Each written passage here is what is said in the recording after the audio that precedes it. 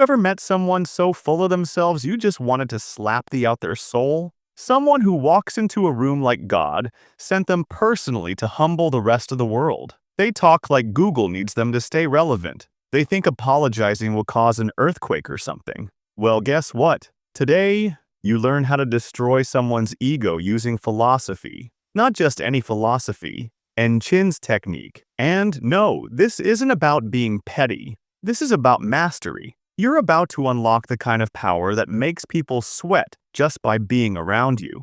You want to humble the narcissist, pop the ego of that insecure try-hard, or just walk through life knowing how to check anybody who thinks they're untouchable. Good, because we're diving into 3 psychological nukes, and once you learn them, you don't just destroy egos, you become ego-proof yourself. Oh, by the way, I always feature my favorite comment from the last video at the end, so stick around to see if it's yours. Let's go. Tactic 1. Indifference is the most violent weapon. NZA once said, "He who fights with monsters should see to it that he himself does not become a monster." Let's get one thing straight. You don't need to argue. You don't need to scream. You don't need to post subliminals on your Instagram story. You just need to master the deadly art of not caring. Here's the thing about egotistical people. They thrive on your reaction. They want your approval, your attention, your outrage, your jealousy, anything that proves they matter. So the moment you hit them with calculated indifference,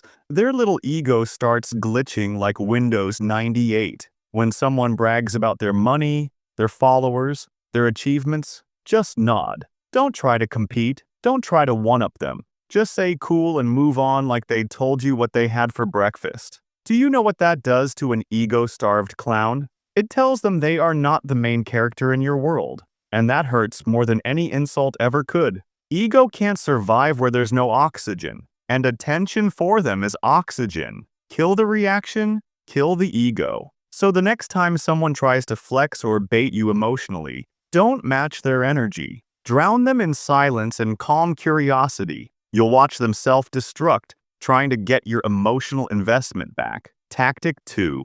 Ask them one question their ego can't answer. Egos hate one thing more than being ignored: being exposed by their own logic. Here's how you mentally dismantle someone without ever raising your voice. When they're flexing, bragging, or acting superior, you calmly ask them a simple but surgical question that shatters their self-image. For example, if they say, "I don't need advice from anyone," you ask, "Then why do you get so defensive when someone disagrees?" If they say, "I know what I'm doing," you ask, "Then why are the results not matching your confidence?" If they say, "I'm just being real," you ask, "Real or just insecure and loud about it? Do you see the power?" You don't insult them. You just aim a mirror at their ego and say, "Explain this." Nietzsche said, "Sometimes people don't want to hear the truth because they don't want their illusions destroyed." This tactic doesn't destroy their ego with noise.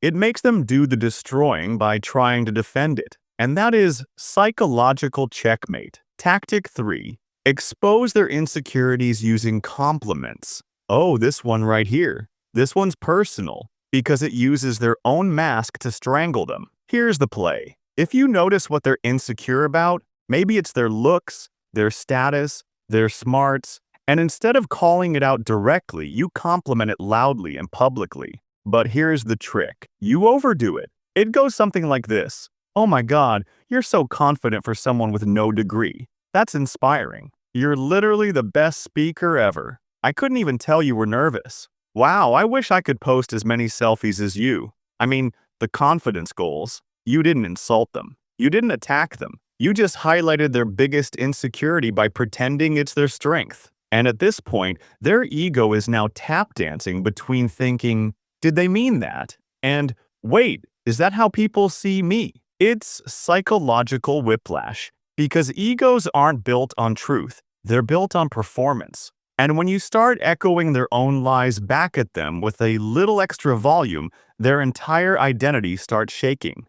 Nietzsche said, "One must still have chaos in oneself to be able to give birth to a dancing star." And trust me, this tactic brings the chaos. You become the mirror they didn't ask for, the reflection they can't handle. Egos are fragile little things wrapped in fake confidence. They act bold, but deep down they're hollow. And the best way to destroy one, don't attack it. Expose it. Not with rage, but with precision.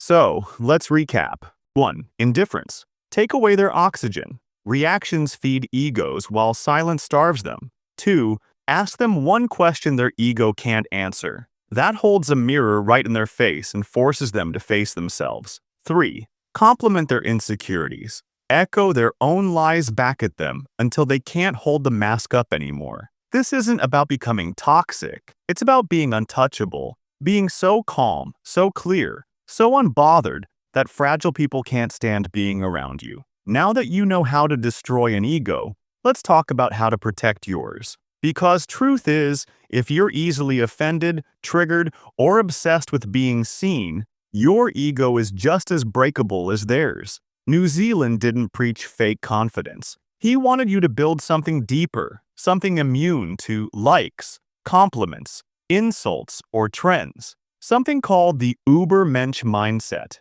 The Übermensch doesn't need validation. They create their own standards. They walk alone if necessary. And most importantly, they don't react. They respond with purpose, with clarity, and with power. So here's your savage reminder. If someone can hurt your feelings just by withholding attention, they control you. If their opinion shifts your self-worth, you're their puppet. Cut the strings. Mastering ego isn't about being heartless. It's about being rooted so deeply in your identity that no one can shake you.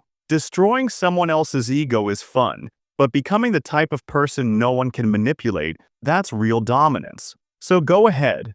Be the calm storm. Let them flex, flinch, and fumble. But you stay still and watch their ego self-destruct. Because real power doesn't scream. It doesn't beg. It just walks in and everyone feels it. The ego isn't strength. It's a fragile costume stitched together by fear, comparison, and fake confidence. Nietzsche's technique isn't to destroy others just to feel powerful. It's helping you see through the illusion because once you do, you realize people aren't intimidating. They're just loud masks hiding scared minds. And the most dangerous person in the room isn't the one shouting.